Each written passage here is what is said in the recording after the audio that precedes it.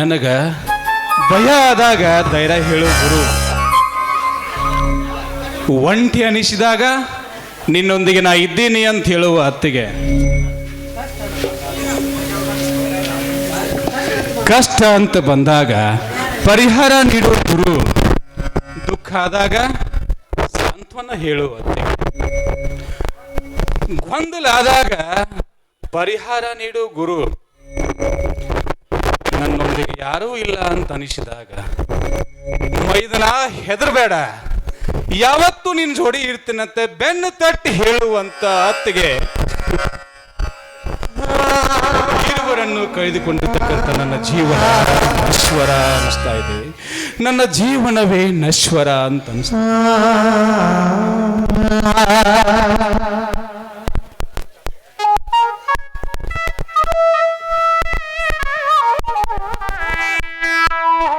ತಮ್ಮ ಕ್ರಾಂತಿ, ಈಗ ಬಂದೇನಪ್ಪ? ಹೌದಣ್ಣ, ಈಗ ಬಂದೆ.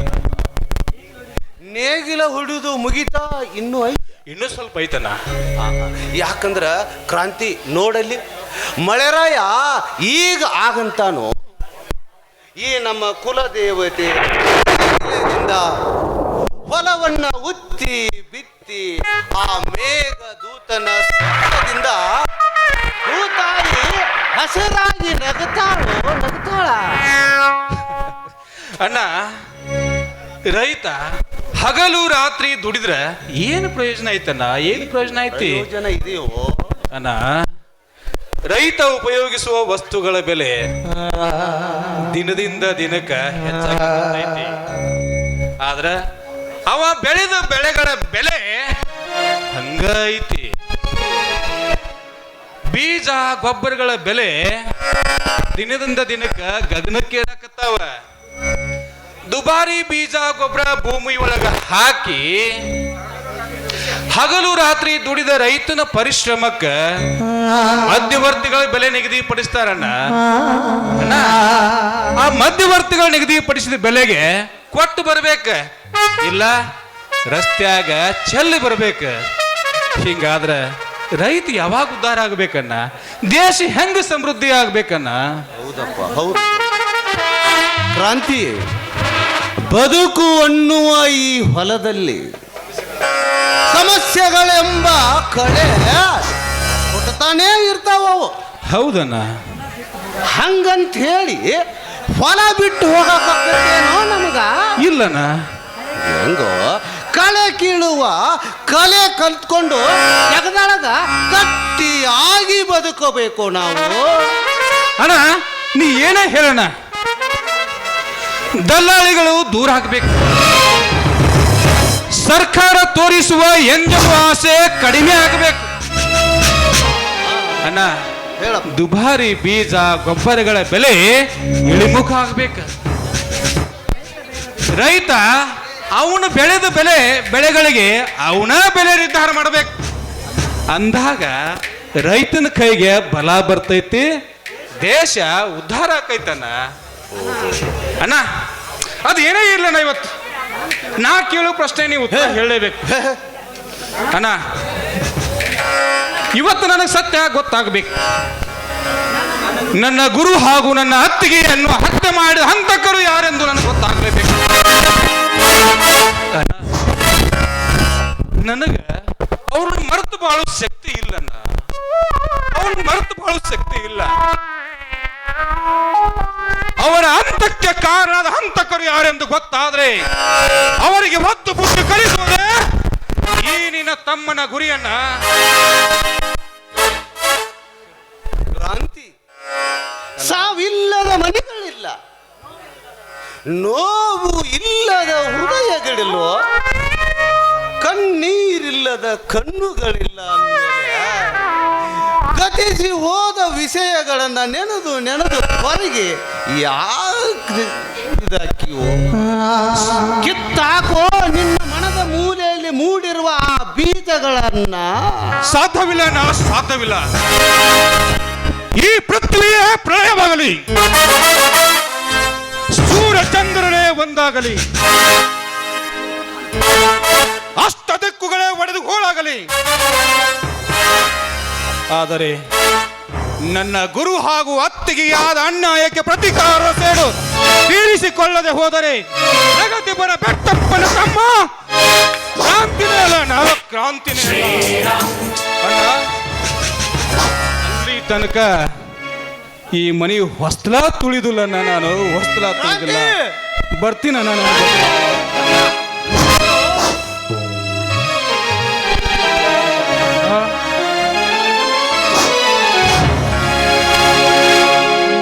ಜನ ಬಾಳಲಿ ದೇವರಲ್ಲಿ ನಿನ್ನ ಬಿಟ್ಟರೆ ನನಗೆ ಯಾರದಾರು? ನಿನಗೂ ನಾನು ಬಿಟ್ಟು ಯಾರಿಲ್ಲ.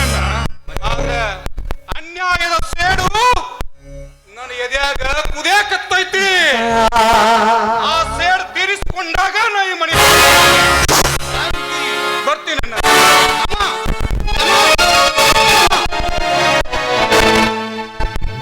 ಏನಿದು?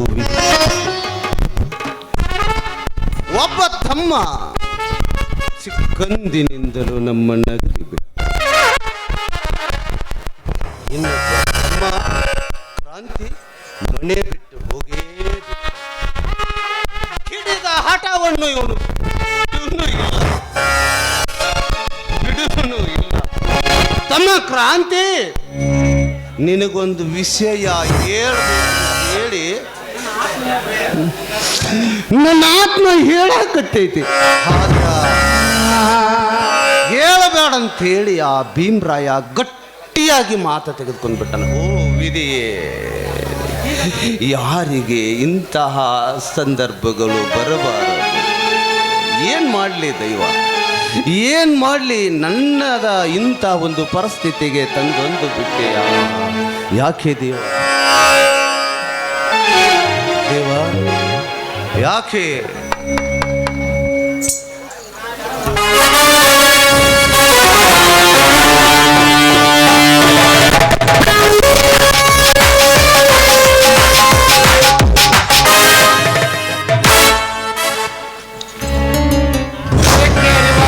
ವಾತ್ಸಲ್ಯ, ಮನಸ್ಸಿಗೆ ಅರಿವಾಗುವುದು ಪ್ರೇಮ, ಬುದ್ಧಿಗೆ ಅರಿವಾಗುವುದು ಧ್ಯಾನ,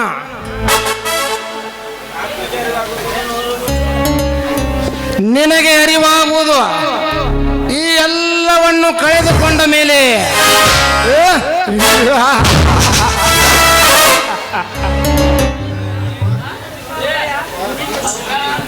ರುದ್ರಯ್ಯ, ನೀನೇಕೆ ಬಂದೆ ಇಲ್ಲಿಗೆ ನನ್ನ ಮನೆಗೆ?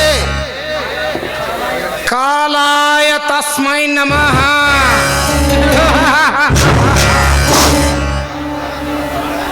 ಕೊಟ್ಟ ಮಾತು ಮರೆತು ಬಿಟ್ಟೆಯ ಬೆಟ್ಟ? ಕೊಟ್ಟ ಮಾತು ಅಂದ್ರೆ? ಕೊಟ್ಟ ಮಾತು ಅಂದ್ರೆ ಚೆನ್ನಾಗಿ ಕೇಳಿಸಿಕೋ. ಈ ಊರಿನ ಜನರು ಸಾಲ ಮಾಡಿದಾಗ ಅವರು ಮರಳಿ ಸಾಲವನ್ನು ಕೊಡದೆ ಸಂದರ್ಭದಲ್ಲಿ, ಅವರ ಹೊಲ ಮನೆಗಳನ್ನು ಜಪ್ತಿ ಮಾಡುವ ಸಂದರ್ಭದಲ್ಲಿ ಬಡ್ಡಿ ಸಮೇತ ಮರಳಿ ಕೊಡಿಸುತ್ತೇನೆಂದು ಮಾತು ಕೊಟ್ಟಿದ್ದೆ. ಅವರು ಕೊಡದೆ ಹೋದರೆ ನಿನ್ನ ಹೊಲ ಮನೆಗಳನ್ನು ಬಿಟ್ಟು ಕೊಡುತ್ತೇನೆಂದು ಒಪ್ಪಂದ ಮಾಡಿಕೊಂಡಿದ್ದೆ ನನ್ನ ಜೊತೆ. ಆ ಅವಧಿ ಮುಗಿಯಿತು ರೈತ ಮುಖಂಡ ಬೆಟ್ಟಪ್ಪನವರೇ. ಓಹೋ, ಕೆಟ್ಟ ಬುದ್ಧಿ ಕುತಂತ್ರದಿಂದ ಬಡ್ಡಿಗೆ ಬಡ್ಡಿ ಸೇರಿಸಿ ಬಡ ರೈತರ ಹೊಲ ಮನೆಗಳನ್ನು ಕಿತ್ಕೊಂಡಿದ್ದೀಯಲ್ಲ. ನಿನ್ನ ಬೆಳೆಯುವ ಹೊಲದಾಗ ನಿನ್ನ ಸಮಾಜಘಾತಕ ಕೆಲಸ ಮಾಡಕ್ಕಂತ ಹೊಂಟಿಯಲ್ಲ, ನಿನಗೆ ತಪ್ಪಂತ ಅನಿಸ್ಲಿಲ್ಲ? ಏ ಬೆಟ್ಟ,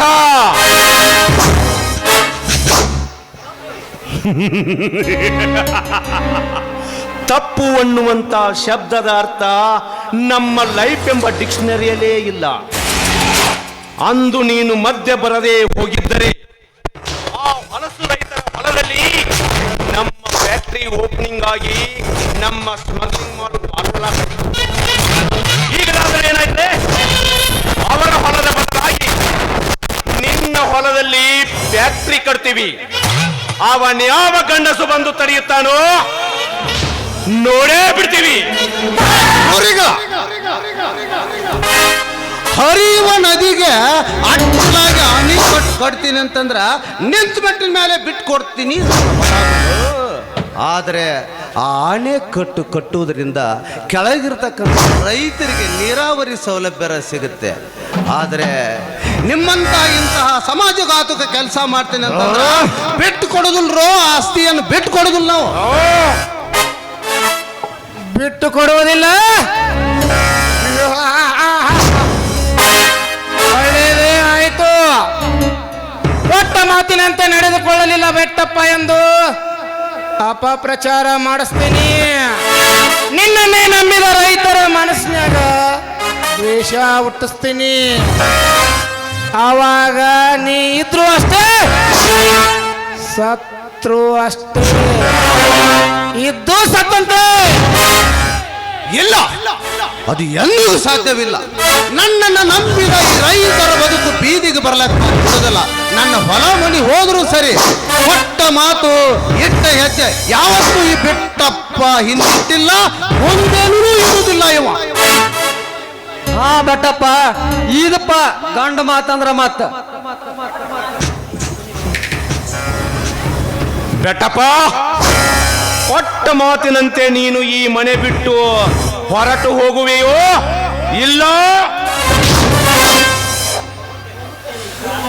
ಹೋಗುತ್ತೇನೆ. ಹೋಗೋ ಮುಂದೆ ಒಂದು ಮಾತು ಹೇಳುತ್ತೇನೆ, ನೆನಪಿಟ್ಟುಕೊಳ್ರಿ. ಪ್ರಾಣಿ ಪಕ್ಷಿಗಳಿಗೆ ಆಶ್ರಯ ಗೂಢವಾಗಿರ್ತಕ್ಕಂಥ ಈ ಅಮೂಲ್ಯವಾಗಿರ್ತಕ್ಕಂಥ ಫಲ, ಬಡಭಕ್ತರಿಗೆ ಅಕ್ಷಯ ಪಾತ್ರೆಯಾಗಿರ್ತಕ್ಕಂಥ ಈ ಚಿನ್ನ ಬೆಳೆಯುವ ಈ ಹೊಲದಲ್ಲಿ, ಅನಾಥರಿಗೆ ಆಶ್ರಯ ಗೂಢವಾಗಿರ್ತಕ್ಕಂಥ ಈ ಹೊಲದಲ್ಲಿ ಏನಾದರೂ ಚಿನ್ನ ಬೆಳೆಯುವ ಹೊಲದಾಗ ಸಮಾಜಘಾತುಕ ಕೆಟ್ಟ ಕೆಲಸ ಮಾಡಿದ್ರ ಸತ್ತು ಮಣ್ಣಾಗ ಹೋದ್ರು ಎದ್ದು ಬಂದ ಎದೆಗೆ ಒದಿತೇನೋ ಮಗನೇ.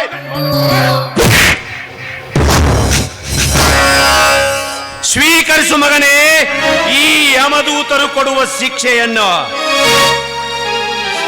ಈ ಮಂತ್ರಿವರ್ಮರಿಗೆ ಬಾಯಿಗೆ ಬಂದಂತೆ ಮಾತನಾಡ್ತೇನಲೇ,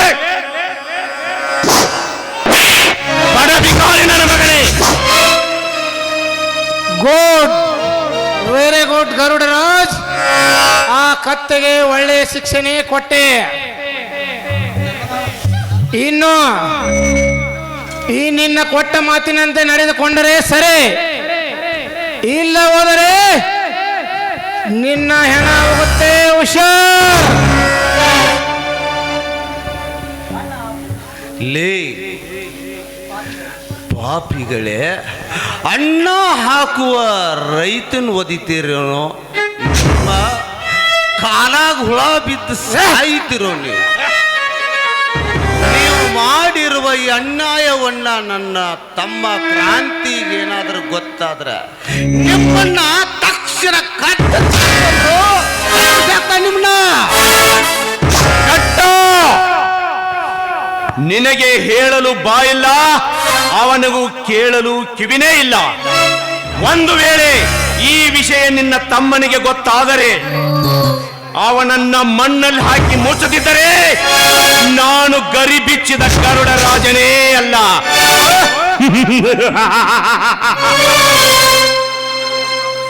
ಇಲ್ಲ, ಅದು ನಿಮಗೆ ಎಂದಿಗೂ ಸಾಧ್ಯವಿಲ್ಲ. ಅದು ಹುಲಿ, ಬೆಟ್ಟದ ಹುಲಿ, ಬೆಟ್ಟಪ್ಪ ಬೆಳೆಸಿದ ಬೆಟ್ಟದ ಹುಲಿರೋದು, ಬೆಟ್ಟದ ಹುಲಿರೋದು. ಹುಲಿಯಂತೆ ಹುಲಿ, ಹುಲಿ. ಅವನ ಹೆಸರು ಎತ್ತಬೇಡಲೇ.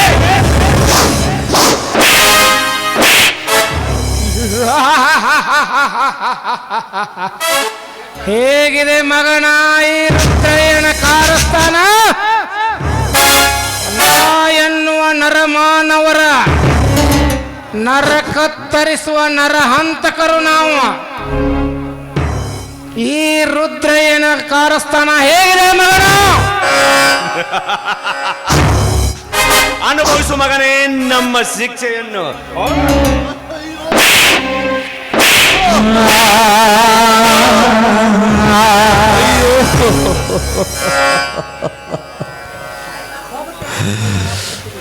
ಹೋಗುತ್ತೀನ್ರು ಹೋಗುತ್ತೇನೆ. ಆದರೆ ಹೋಗು ಮುಂಚೆ ನಿಮ್ಮೆಲ್ಲರಿಗೆ ಒಂದು ಖಡಕ್ ವಾರ್ನಿಂಗ್ ಕೊಡ್ತೀನಿ. ನಾ ಏನಾದರೂ ಹೋದ ಬಳಿಕ ಚಿನ್ನ ಬೆಳೆಯುವ ಈ ಹೊಲದಾಗ ಕೆಟ್ಟ ಕೆಲಸ ಮಾಡಿದ್ರ ಮತ್ತೆ ಬರ್ತೀನಿ. ಬರುವಾಗ ಒಬ್ಬನೇ ಬರುದಿಲ್ಲ, ಕ್ರಾಂತಿ ಎಂಬ ಗೂಳಿಗೂ ಕರ್ಕೊಂಬ. ಕ್ರಾಂತಿನರ ಕರ್ಕೊಂಡ್ ಬಾರು, ಯಾವನರ ಕರ್ಕೊಂಡ್ ಬಾರು. ಈ ಮಿನಿಸ್ಟರ್ ರುದ್ರಯ್ಯನ ಕೆಳಗ ಎಲ್ಲ ಮಟಾಶ್.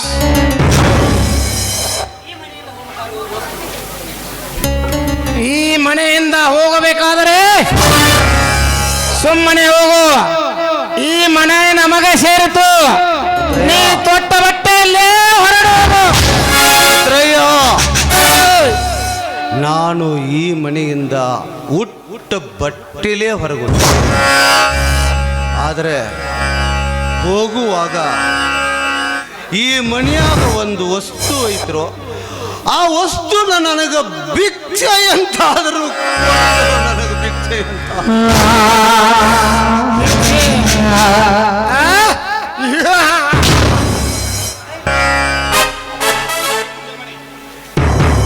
ಕೈ ಮುಂದೆ ಮಾಡಿ ಸರ್ವರಿಗೂ ದಾನ ಧರ್ಮ ಮಾಡುವ ರೈತ ಮುಖಂಡ ಬೆಟ್ಟಪ್ಪನಿಗೆ ಶಿಕ್ಷೆ.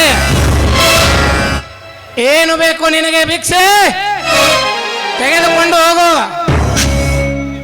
ನನ್ನ ಮನೆತನದ ಕುಲ ದೇವತೆ ಆ ನೇಗಿಲನ್ನ ತೆಗೆದುಕೊಂಡು ಹೋಗಕ್ಕ ಅನುಮತಿ ಕೊಡ್ರು. ಅದೆಂದಿಗೂ ಸಾಧ್ಯವಿಲ್ಲ ಬೆಟ್ಟಪ್ಪ, ಸಾಧ್ಯವೇ ಇಲ್ಲ. ಈ ಮನೆಯಿಂದ ಒಂದು ಸೂಜಿಯ ಮನೆಯಷ್ಟು ಯಾವುದೇ ವಸ್ತುವನ್ನು ನಾನು ನಿನಗೆ ತೆಗೆದುಕೊಂಡು ಹೋಗಲು ಬಿಡುವುದೇ ಇಲ್ಲ. ರಾಜ್, ಹೇಳಿ ಗೌಡ್ರಿ. ಹೋಗಲಿ ಬಿಡು.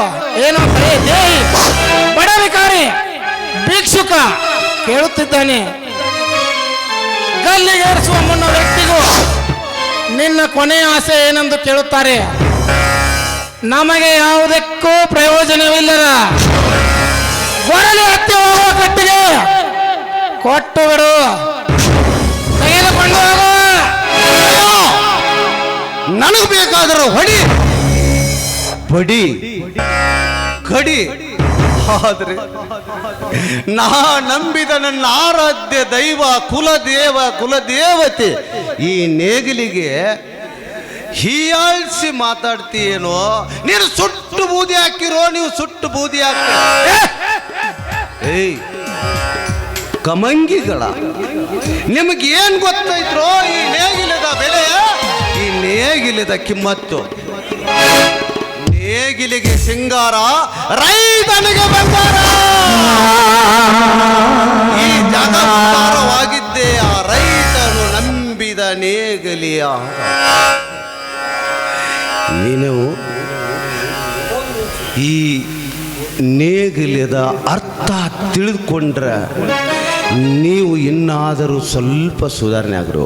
ಕೋಲ್ವಿಂಚೆಂಬ ಈಶದಿಂದ ಆಕಾಶವೆಂಬ ಕೊಟ್ಟಕ್ಕೆ ಸೇರಿಸಿ ತ್ರಿಶೂಲವೆಂಬ ಮುಂದ ಜೋಡಿಸಿ ನದಿ ಎಂಬ ನಗ ಕಟ್ಟಿ ಭಕ್ತಿಯಿಂದ ಮೋಡವೆಂಬ ಬೀಜ ಬಿತ್ತಿದರ. ಭೂಮಿ ತಾಯಿ ನಗುತ್ತಾಳರೋ, ನಕ್ಕಾಗ ನೀವು ಬದುಕ್ತಿರೋ. ಇದು ನೇಗಿಲಿಗೆ ರೈತನಿಗೆ ಬಂಗಾರ ಎಂಬುದು ಗೊತ್ತೇನ್ರೋ ನಿಮಗ? ನಿನ್ನ ಹರಕೆಯಂತೆ ನೇಗಿಲೆಯನ್ನ ಕೊಟ್ಟಿದ್ದೇವೆ, ತೆಗೆದುಕೊಂಡು ಹೋಗುವ. ತೆಗೆದುಕೊಂಡು ಹೋಗು ಆ ಕಟ್ಟಿಗೆಯನ್ನ.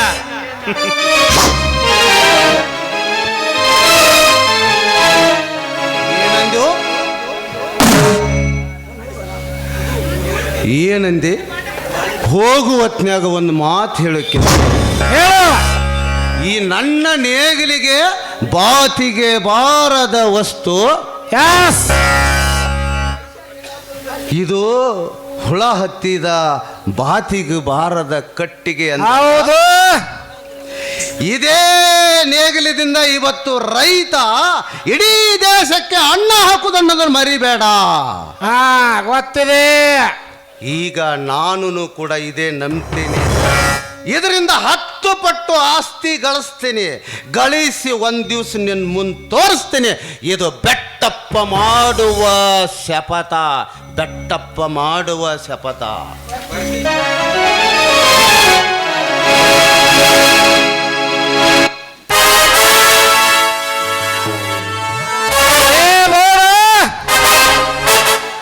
ಏನ್ ಹೇಳ್ರಿ ಸಾಬ್ರ? ಸರ್ವರಿಗೂ ಕೈ ಮುಂದೆ ಮಾಡಿ ದಾನ ಧರ್ಮ ಅಂತ ಮಾಡುವ ರೈತ ಮುಖಂಡ ಬೆಟ್ಟಪ್ಪನ ಮನೆಯಲ್ಲಿ ನಡೆಯಲಿ ಗುಂಡು ತುಂಡಿನ ಪಾರ್ಟಿ.